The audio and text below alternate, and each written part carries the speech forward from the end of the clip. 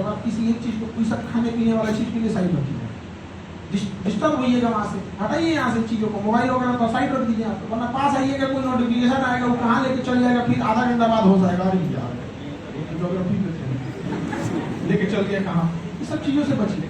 जैसे आपको एक पेज लिए सिंपल सा, अब आपको उसमें ये डिसाइड करना है कि इसमें से एटलीस्ट 70% जो एक पेज है, एक पेज, उसमें 50% ऐसी चीजें होंगी जो आपको जरूरत की नहीं, क्योंकि वो भाषा को कंप्लीट करने के लिए बनाया गया है। सपोज आप डोल्ड्रम पढ़ रहे हैं, 0 डिग्री विश्व रेखीय अक्षांश से 5 डिग्री उत्तर तथा 5 डिग्री नीचे के एरिया को डोल्ड्रम करें, उसमें एक ही चीज कॉमन है, डोल्ड्रम निकाल लिए आप। तो 50% जो चीजें होती है वो लिपापोती की होती है, क्योंकि किताब को और मटेरियल को एक पूरी भाषा को कंप्लीट करना है। तो 50% तो ऐसे गया है, बच गया आपके पास क्या चीज, 50%। उस 50% में आप 30% को एब्जॉर्ब कर लीजिए कि हमको ये कभी नहीं भूलना चाहिए। अब केवल 20% उसमें से निकालिए कि जिसको आपको रिवीजन करना है। जैसे आप पढ़े, एक पेज मिल गया आपको, 50% तो भाषा को कंप्लीट करने के लिए होगा, उसमें कुछ चीजें होंगी जो आपको कंप्लीट समझ में आएंगी, और कुछ चीजें होंगी जिसमें बार बार भूलिएगा। उस चीज को थोड़ा सा आप लोग टिक लगाइए, अंडरलाइन कीजिए, जो भाषा आप समझते हैं उसको कीजिए। रिवीजन के टाइम पे लड़का पूरा पढ़ने लगता है, जिस वजह से उसको रिवीजन बोझ लगने लगता है। आप समझिए, अगर 100 पेज की आपका नोट्स है तो रिवीजन के लिए केवल 20 पेज होना चाहिए। रिवीजन के लिए क्या होना चाहिए, 20 पेज, क्योंकि 100 पेज में तो 50 ऐसी चीजें होंगी जो भाषा को कंप्लीट करने के लिए होगी। यहाँ पर नहीं समझ में आ गया। और महात्मा गांधी के लिए क्या कि आप भुला जाइएगा कि गुजरात के पोरबंदर से थे, ये सब नहीं ना भूलाइएगा, लेकिन जब आप लिखिएगा तो भैया तो कंप्लीट करने के लिए तो लिखना ही पड़ेगा, महात्मा गांधी ये। लेकिन जो मेन चीज याद रखनी, फिनिक्स फॉर्म कब नेताओं कांग्रेस का बनाए थे, उन्होंने कहा कौन सा आंदोलन भारत में पहले किया, यहाँ तो कुछ उसमें कुछ चीजें आप भूलेंगे, उसको चीज ज्यादा क्या करना है, रिवाइज करना है।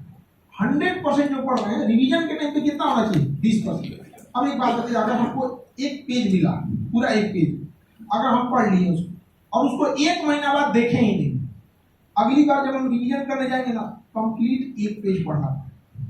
अब मोटिवेशन मर चुका होगा, क्योंकि किसी का अगर ब्याह हो गया है, किसी लड़का का मान के चलिए ब्याह हो गया है, अब फिर कहिए कि ना इसको फिर एक सहरा बांधो और घोड़ा पर बैठाओ, शहनाई बजाओ, तो बजाने वाला भी कहेगा दोबारा बैठ गया, कैसा लगेगा, घोड़ा भी फेंक देगा पिछले साल बैठा